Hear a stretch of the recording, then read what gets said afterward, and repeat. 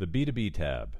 The B2B tab is used for WHI licensed clients only.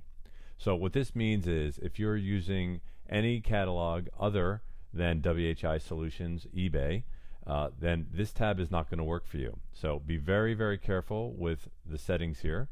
But if you are a WHI customer and you enter true in the Activate B2B and B2C, this will require your customers to log in first with an email address and password that is first created before they use the site.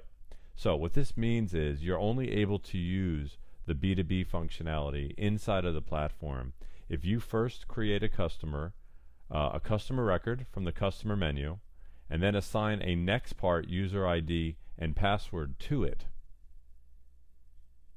That's the basic functionality of how it works. So to activate how that works, you would type in true and then you would hit save.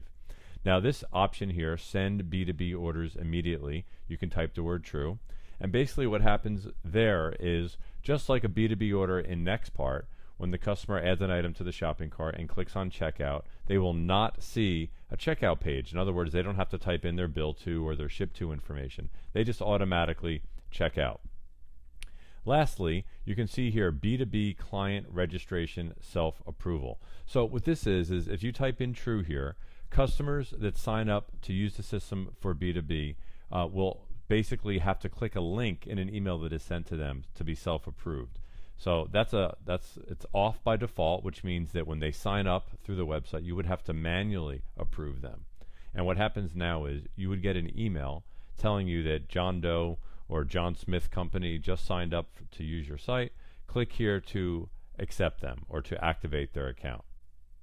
Okay, customer login hours. Now you can set the number of hours. For example, you could type a 3 in there, and that would allow your customer to stay logged into your site for 3 hours. If you leave it blank, then they'll be logged in forever. Hopefully that helps. If you have any questions, please do not hesitate to click the Support and Billing tab, log into support, and create a ticket.